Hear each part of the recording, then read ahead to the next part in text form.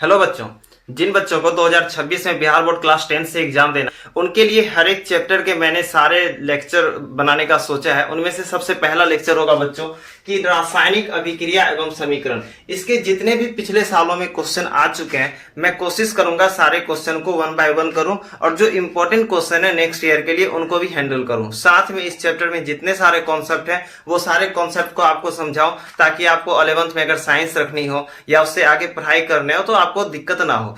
तो उसके लिए सबसे पहला चैप्टर है केमिस्ट्री में रासायनिक अभिक्रिया एवं समीकरण। बच्चों देखिए, रासायनिक अभिक्रिया एवं समीकरण ये एक केमिकल का फर्स्ट चैप्टर है केमिस्ट्री का। इनमें आपको दरअसल क्या सिर्फ केमिकल फार्मूला के बारे में जानना है, वो रिएक्शन जानना है, किस टाइप के रिएक्शन होते हैं नहीं होते हैं, रिएक्शन होने पे क्या होते हैं नहीं होते हैं। तो बहुत सारी चीजें वो मैं आगे चल के करूंगा, ठीक है। तो अभी सबसे पहला प्रश्न है बच्चों, जिंक को आयरन सल्फेट के विलियन में डालने पर क्या होता है। देखिए बच्चों, ये वाला क्वेश्चन 2012 में और 2014 में पूछा जा चुका है। तो बिहार बोर्ड का हमेशा से ये रहा है कि जब भी कोई क्वेश्चन पिछले सालों में पूछा जाता है तो वो आने वाले समय में भी पूछा जा सकता है। रिपीटेड क्वेश्चन के चांस अधिक रहते हैं बिहार बोर्ड में, ठीक है। तो इनको समझने से पहले बच्चों हम एक चीज समझेंगे जिसे हम लोग बोलते हैं रिएक्टिविटी सीरीज।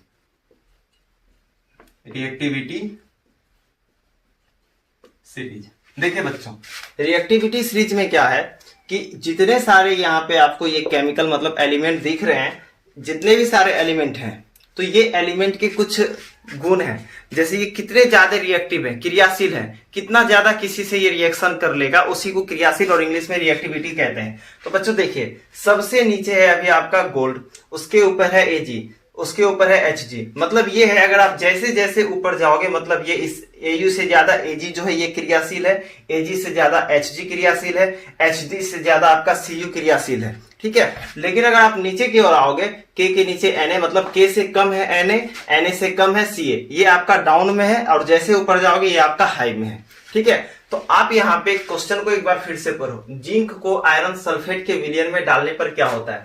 जिंक को हम लिखते हैं Zn से, ये हमेशा आपका सॉलिड फॉर्म पे होता है, ठीक है। प्लस किस में डालना है, आयरन सल्फेट। आयरन को हम लोग लिखते हैं Fe से, सल्फेट हो जाएगा SO4, ठीक है बच्चों।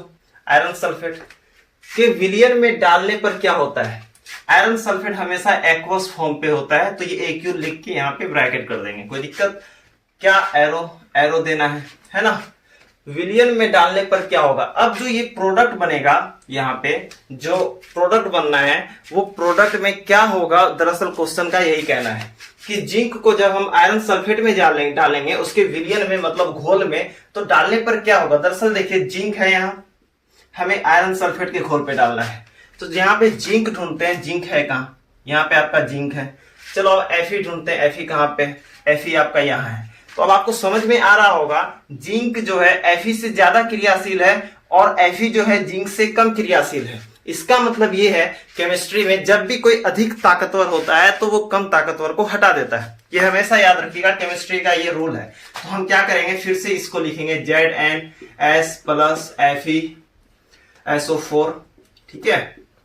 ये आपका एक्वस है, एक्वस किसे कहते हैं, विलियन को कहते हैं इंग्लिश में, ये आपको लिखना पड़ता है, ये केमिस्ट्री की भाषा है।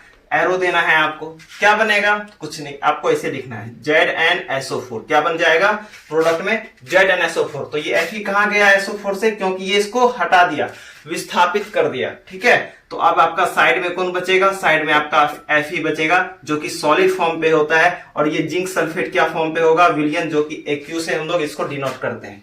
तो अगर आपको केमिकल इक्वेशन में लिखना है तो आप इसे लिख सकते हो, लेकिन बिहार बोर्ड में केमिकल इक्वेशन से काम नहीं चलता, आपको शब्दों में भी लिखना पड़ता है। तो शब्दों में किस प्रकार लिखोगे, तो उसके लिए आपको लिखना पड़ेगा बच्चों, आप उसके लिए ये कर सकते हो कि जब जिंक को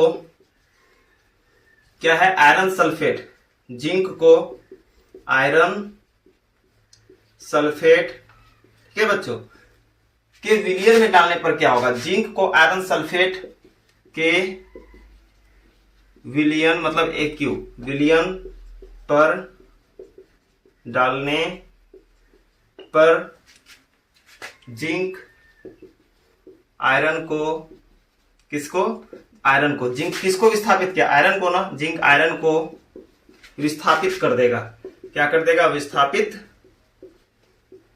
कर देगा।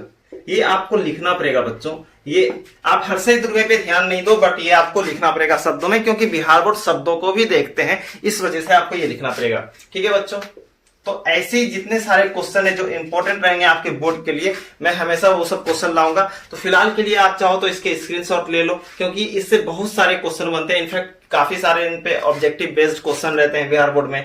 तो एक चीज और बच्चों, आप हमारे चैनल को सब्सक्राइब भी कर दो, क्योंकि एल्गोरिदम में क्या होता है कि अगर आप सब्सक्राइब करते हो तो यूट्यूब वाले आपके फीड में भेजता है, तो उनसे दूसरे बच्चों को भी हेल्प होगा जो आपके जैसे कैटेगरी में है। थैंक यू बच्चों। तो ऐसे ही आप वीडियो को देखें, फिर मैं नेक्स्ट क्वेश्चन के लिए या नेक्स्ट वैसे प्रिपरेशन के लिए तैयारी करता हूँ।